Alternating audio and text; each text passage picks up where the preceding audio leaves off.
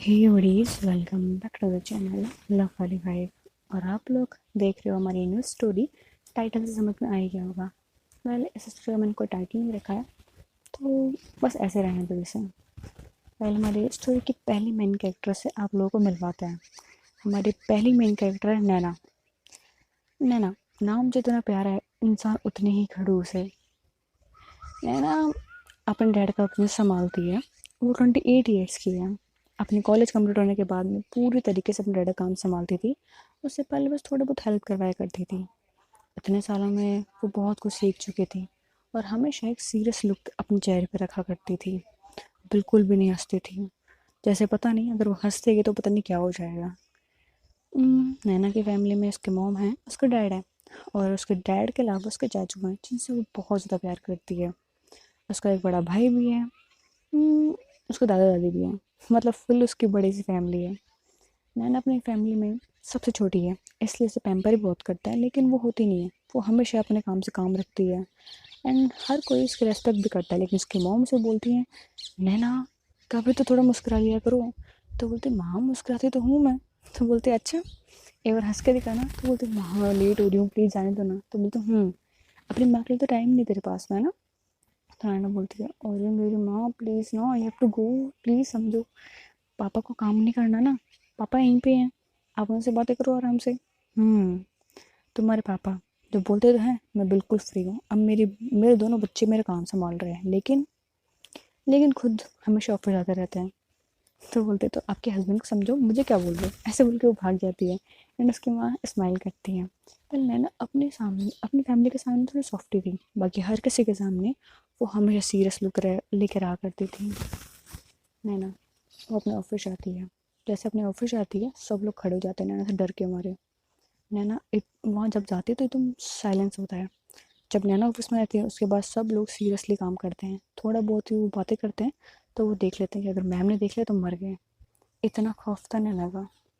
नैना के बारे में तो आप लोग बहुत कुछ जान चुके हो। अब हमारी दूसरी मेन कैरेक्टर शिवानी। और शिवाय एक टॉमबॉय है। उसे लड़कों की तरह रहना पसंद है, खाना पसंद है, पीना पसंद है, हर एक चीज़ पसंद है। बट वो भी पढ़ाई में बहुत अच्छी है। उसकी अभी अभी ग्रेजुएशन कंप्लीट हुई है एंड वो भी अपनी जॉब ढूंढ रही है, क्योंकि उसे पैसों की बहुत ज़्यादा नीड है। अब वो किस लिए है वो तो हम स्टोरी में आके ही जान लेंगे। वेल, ये भी अपने कॉलेज टाइम में, स्कूल टाइम में ज़्यादा मस्ती नहीं किया करती थी, लेकिन ऐसे तो ये करना नहीं चाहती थी। बट कुछ मजबूरियाँ थी जिनके चक्कर में अपनी पढ़ाई और कुछ पार्ट टाइम जॉब्स किया करती थी। जैसे कि अपने स्कूल टाइम में वो कहीं पे काम किया करती थी, कई लोगों के घर पे काम करती थी। फिर थोड़ी बड़ी हुई तो छोटे मोटे वो होते हैं रेस्टोरेंट्स, उनमें काम करती थी। फिर और थोड़ी बड़ी हुई, जब वो 11वीं 12वीं के आसपास थी, तो मैकेनिक शॉप पे काम करती थी। एंड नाइट टाइम में वो एक होटल में काम करती थी एज अ वेट्रेस। मगर नाइट लाइफ बहुत ज़्यादा थी, इसलिए उसे कोई दिक्कत नहीं होती थी। एंड ऐसे ही उसकी लाइफ चल रही थी। कॉलेज में आते आते उसने थोड़ा बहुत काम सीख लिया था, इसलिए थोड़ा बहुत वो फ्रीलांसिंग कर लिया करती थी। ज़्यादा काम उसे मिलता नहीं था। ऑफ कोर्स कॉम्पिटिटिव दुनिया है और उसे काफ़ी ज़्यादा होनहार लोग इस दुनिया में हैं। तो थोड़ा बहुत काम मिल जाता था एंड बाकी वो मैनेज कर लेती थी। अपनी ही ऐसी लाइफ को चलाते चलाते वो ग्रेजुएशन कंप्लीट कर लेती है। एंड वो बहुत ज़्यादा खुश थी, उसे पता था अब पढ़ाई कंप्लीट है तो वो कोई एक ऑफिस वर्क देख सकती है जहाँ पे उसे अच्छी जॉब मिल जाए। और फाइनली वो सिर्फ एक जॉब करे, तीन चार नहीं। वो सोच के खुश होती है एंड फटाफट से जाती है, रेडी हो जाती है अपने ऑफिस के इंटरव्यू देने के लिए। वो इंटरव्यू देती है बट कोई जॉब नहीं मिलती। वो बहुत सारे इंटरव्यू देती है, लेकिन जॉब्स वो मिल ही नहीं होती हैं, क्योंकि वो उसके पास तो कोई एक्सपीरियंस ही नहीं था। तो वो भी क्या करती, फिर से अपनी मैकेनिक की शॉप पे जाती है, वहीं पे काम करना शुरू कर देती है, वेटर सा काम करती है। ऐसे ही एक महीना गुजर जाता है एंड फिर फाइनली वो पेपर में देखती है कि अभी भी इंटरव्यू के लिए एक जॉब है। वो वहाँ पे इंटरव्यू देने के लिए जाती है। और दूसरी तरफ नैना वो अपने घर पे बैठी होती है। वो फटाफट रेडी हो रही होती है, अपने शूज़ पहन रही होती है, जाकर अपनी हैंड वॉश करती है, डाइनिंग टेबल पे जाके बैठ जाती है। उसके डैड वहाँ बैठे होते हैं, बोलते हैं, बेटा क्या हो पापा, तुम्हें नहीं लगता कि तुम्हें अब सेक्रेटरी की ज़रूरत है, पीए की। नहीं पापा, मुझे नहीं ज़रूरत, वैसे भी है तो सही, वो मेरी पीए है, तुम्हारी नहीं है। पर पापा काम मैनेज हो तो जाता है, पर फालतू में क्यों एक एम्प्लॉय रखना है? बेटा वो एक इंसान है, मशीन नहीं है कि मेरा भी काम संभाले तुम्हारा भी काम संभाले और कई बार तुम्हारे भाई की मैनेजर उसे भी संभाले। वो एक इंसान है, रोबोट नहीं है। पापा अब मैं क्या करूँ? तो मुझे कोई और नहीं चाहिए, ये बहुत अच्छा काम करती हैं, शी इज़ ओके। आप एक काम करो, आप खुद के लिए रख लो। नहीं, ये मेरी पी है, मेरा काम कर रही है। वेल मैंने पेपर में डाल दिया तुम्हारे एक नए पी के लिए। डैड प्लीज़ मुझे कोई पी नहीं चाहिए। बेटा तुम्हें रखनी तो पड़ेगी क्योंकि ये एक इंसान है, रोबोट नहीं है। वैसे भी तुम्हारे भाई की पी भी नहीं है, उसे भी ट्रेन कर रही है, ये क्या क्या करे, इंसान नहीं है क्या? फिर उनकी पी वहीं पे खड़ी थी एंड वो हल्का सा मुस्कुरा रही थी, फिर अपनी स्मेल कंट्रोल करती थी। मुझे पता था कि नैना को बिल्कुल नहीं पसंद, कि जिन लोगों को वो जानती है एक कंफर्ट स्पेस था उसका, उसके अलावा कोई और उसकी लाइफ में आए एज ए पी ए भी। वो एम्प्लॉय से भी एक डिस्टेंस मेंटेन रखती थी, लेकिन उसकी पी ए से इसलिए वो कनेक्टेड थी क्योंकि उसके डैड के साथ में वो काफ़ी टाइम से थी। इवन जब वो कॉलेज टाइम में थी तब भी वो जब डैड के साथ काम कराया करती थी तब से जानती थी, इसलिए वो थोड़ा कंफर्ट जोन में उसके साथ था। इसलिए वो बोल रही थी डैड प्लीज़ आप खुद के लिए रख लो। नहीं, मैं नहीं रख पाऊँगी और किसी को। नहीं, तो मैं बोल दी तुम्हें रखनी पड़ेगी तो रखनी पड़ेगी। ठीक है डैड, जो करना है वो करो। ऐसा बोल के नैना जा रही होती है तब उसका डैड बोलता है आज इंटरव्यू है और मैं इंटरव्यू लेने के लिए जा रहा हूँ। तो नैना रुकती है, पीछे मुड़ते अपने डैड की तरफ देखते बोलती है डैड आप मेरे लिए पी देखोगे? हाँ, क्यों? नहीं, कुछ नहीं, मिल गई मेरी पी। आप तो सबको निकाल दोगे, चलो कोई दिक्कत नहीं है, वैसे मेरे लिए अच्छा है। और वैसे भी हमारे पास तो है ना एक पीए। वैसे वो स्माइल करके चली जाती है एंड जो मतलब सर की पीए थी, मतलब उसके डैड की पीए थी, वो बोलती है सर आपको पता है पिछले 4 साल से मैं सारा काम मैनेज कर रही हूँ जब से इनकी कॉलेज ख़त्म हुई है। आपको लगता है कि सर के साथ कम्फर्ट हो पाएंगी? वो तो मुझे नहीं पता, बट इसके पीए तो मैं ही देखूँगा क्योंकि मुझे पता है ऐसे कैसे लोग पसंद है और कैसे काम कर पाएगी उन लोगों के साथ में ये। बस ये उनके साथ में कुछ गड़बड़ ना करते, मैं इसे जानता हूँ बहुत ज़िद्दी है। अब कहीं पी ना रखने के चक्कर में या उसके साथ में कुछ गलत ना कर दें। हाँ सर ये भी है, तो देखना जो लड़के से काम संभाल पाए या फिर कोई लड़का भी हो जो इसके फालतू के नखरे सहन कर पाए उसी से। ये गुस्सा गुस्सा बर्दाश्त करना बहुत मुश्किल है। आपको पता है ना कितना गुस्सा करती है ये? तो बोलते हैं पता है मुझे, देखते हैं। ऐसे बोल के वो चले जाते हैं ऑफिस में इंटरव्यू लेने के लिए। तो बहुत सारे एम्प्लॉयज़ आते हैं, उनका इंटरव्यू लेते हैं, बट कोई भी नहीं रुक पाते, उनके सामने टिक ही नहीं पाते। कई लोग सवाल ठीक के जवाब देते हैं, उनमें कॉन्फिडेंस इतना नहीं होता। कॉन्फिडेंस होता है जिनमें, उनके सवाल ठीक नहीं होते, मतलब कुछ ना कुछ गड़बड़ निकल रही थी। उन्हें पता था कि ये लोग गुस्सा टोलरेट नहीं कर पाएंगे और मे भी ये लोग काम भी छोड़ दें। काम तो छोड़ो, अगर नैना को गुस्सा आ गया तो पता नहीं क्या कर डालेगी इन लोगों के साथ में। तो वो बस सोच रहे थे क्या करें, कोई आ ही नहीं रहा अच्छा एम्प्लॉय। फिर आती है हमारी शिवाय। शिवाय डोर नॉक करती है, अंदर आ जाती है। वो कॉन्फिडेंटली आती है क्योंकि उसे पता था, क्योंकि इतनी जॉब तो उसे मिली नहीं है, ये कंपनी इतनी ही बड़ी है, उसे जॉब यहाँ पर मिलेगी नो वे। तो वही सोच कर के अंदर आती है, उसे पता था जॉब नहीं मिलने वाली। तो वो एकदम फ्री माइंड से आती है कि जॉब तो मिलने वाली है नहीं, come on just and give the interview and go back to your work. वो बस ये सोच के आती है कि कोई मतलब तो है नहीं, बस एक दिन की फिर छुट्टी मिल गई। ऐसे बोल के वो जाती है, फुल कॉन्फिडेंस से बैठ जाती है और बोलती है जॉब कौन देगा मेरे को इनमें से, कोई नहीं देने वाला। वो मन में सोच रही थी, फिर सवाल शुरू हो जाते हैं, सवालों का जवाब देती है being an confident person. Sir थोड़ा सा उस पर चिल्ला देते हैं क्योंकि हमारी जो शिवाय थी उसे बिल्कुल थोड़ी सी गलती, मतलब बहुत ज़्यादा बड़ी गलती नहीं थी, बिल्कुल माइनर से मिस्टेक हो गई थी। लेकिन शिवाय इस पर कोई चेक नहीं करती है, बोलती है सॉरी सर, इतना बोल कर बैठी होती है। उसके फेस पे ना कोई डर था, ना कोई अजीब सा बिहेवियर था, नॉर्मल सा बिहेवियर था, जैसे उसे इस बात से कोई फ़र्क ही ना पड़ा हो। एंड फिर से वो अपने सवाल को दोबारा रिपीट करती है एंड वो मिस्टेक ठीक कर देती है। सर थोड़ा इम्प्रेस हो जाते हैं एंड बस ऐसे ही इंटरव्यू चलता है। थोड़ी देर बाद शुभाई बोलती है थैंक यू सर, उनका इंटरव्यू ख़त्म हो जाता है, थैंक यू बोल के वो बाहर निकल जाती है। एंड वो फुल कॉन्फिडेंस अपनी फ़ाइल को अपने हाथों में रखती है एंड बोलती है तो ये जॉब नहीं मिलने वाली। ऐसा बोल के वो बस बाहर जा ही रही होती है। इतने में एक एम्प्लॉय आता और बोलता है कि मैम आपको सर ने बुलाया है। सर ने? मुझे कौन से सर ने बुला लिया?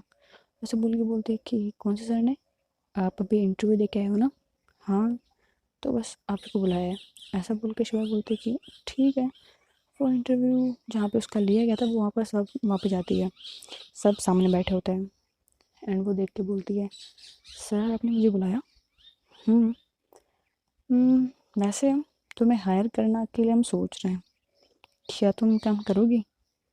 शिवाय बोलती है कि एक सेकंड, मेरे काम तो खराब नहीं हो गए, ये लोग मुझे जॉब दे रहे हैं, कोई एक्सपीरियंस नहीं है फिर भी जॉब दे रहे हैं।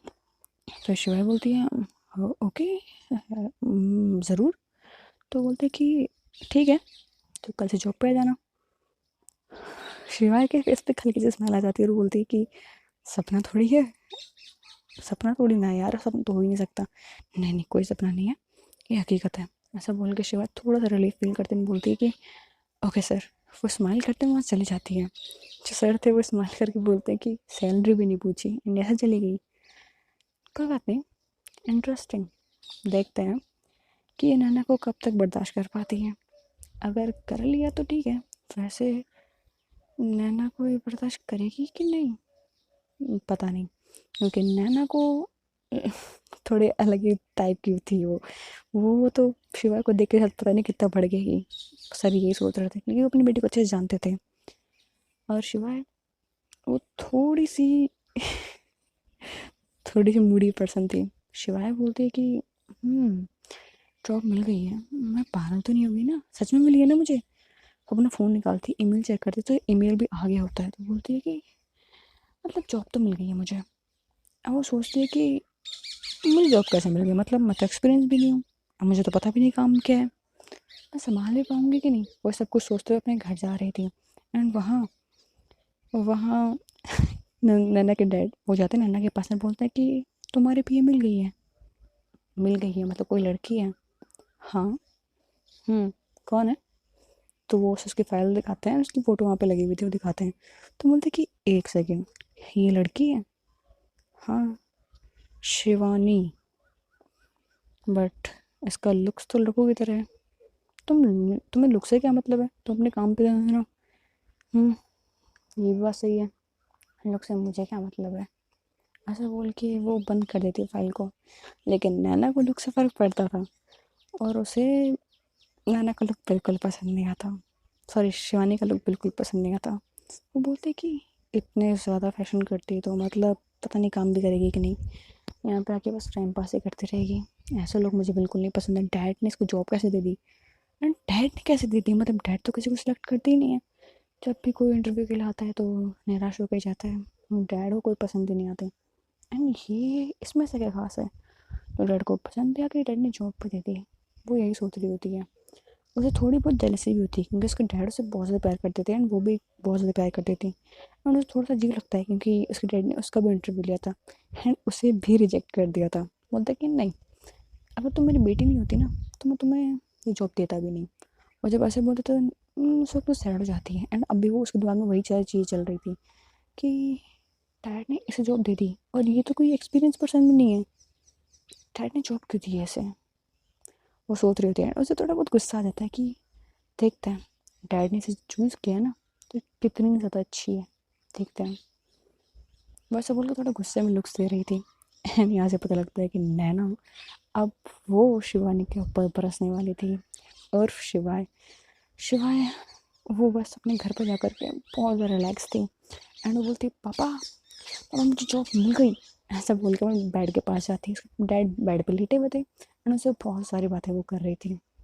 शायद उसके डैड सो रहे थे इसलिए वो कुछ बोलते नहीं हैं। एंड बोलते कि लव यू डैड, फाइनली ना मुझे जॉब मिल गई, अब मुझे किसी चीज़ की चिंता करने की ज़रूरत है नहीं। अब बस ऑफिस जाना है, ऑफिस से घर आना है, आपका ख्याल रखना है and life is going smooth now. क्या हुआ? हाँ, आप सैड हो ना, मैं आपको छोड़ के जाऊँगी अब बहुत टाइम के लिए। डोंट वरी डैड, मैं सब कुछ मैनेज कर लूँगी। ऐसे बोल के स्माइल करते अपने डैड के फोट पे किस करती है एंड बाहर चली जाती है। शिवा के डैड बस बेड पे लेटे हुए थे, ना वो कुछ बोल रहे थे ना कुछ कह रहे थे। शिवा बस बातें करती है एंड खुद ही अपने डैड की बातों को समझती है एंड वहाँ से चली जाती है। शिवाय के डैड और मतलब क्या था वो, हम तो कुछ थोड़ी देर बाद जान जाएंगे, नेक्स्ट एपिसोड में जान जाएंगे। सब कुछ धीरे धीरे बताना चाहिए ना, एकदम से बता दूँगी तो आप लोगों को झटका नहीं लग जाएगा। तो चलिए अब देखते हैं क्या होता है। अगला दिन होता है, शिवाय रेडी जाती है। उसने एक सिंपल सी वाइट शर्ट पहनी होती है, एक सिंपल सी पैंट पहनी होती है, वाइट शूज़ पहने होते हैं, अपने बालों में अपना हाथ मारती है एंड बिल्कुल ठीक कर देती है एंड बोलती है अब लग रहा है शिवाय तो स्मार्ट, ऐसे बोल के खुद को तारीफ करते खुद की। एंड फिर बोलते कि चल तो जाऊँगी बट काम क्या करना है, लेके क्या जाना है, मुझे तो ये भी नहीं पता, चलो जाते हैं देखा जाएगा, ज़्यादा तो क्या वो डांट ही पड़ेगी ना, उससे ज़्यादा तो मुझे कुछ होने वाला नहीं रहा। ऐसे बोल के वो चली जाती है, बाहर जाती है, टैक्सी लेती है, सीधा ऑफिस चली जाती है। वो जब ऑफिस में जाती है तो वो बस ऑफिस को देखती है और बोलती है कि इस ऑफिस में मुझे जॉब मिली है, मुझे यकीन नहीं हो रहा, शिवाय come on you can do it, ऐसे बोल के वो अंदर जाती है एंड बस भगवान जी का नाम लेकर के वो ऑफिस के अंदर एंटर कर जाती है। जब वो ऑफिस के अंदर जाती है तब वो कंफ्यूज होती है जाना कहाँ पे है। तब वो एक एम्प्लॉय से पूछते हैं कि मैनेजर कहाँ पे, तो बोलते हैं कि मैनेजर आपको क्या काम है, तो बोलते हैं कि मुझे उन्हीं से मिलना है। तो बोलती है ओके, तो मैनेजर को बुलाती हैं, बोलते सर ये कोई आई है आपसे मिलने के लिए, वो मैनेजर बोलता है मुझसे मिलने के लिए।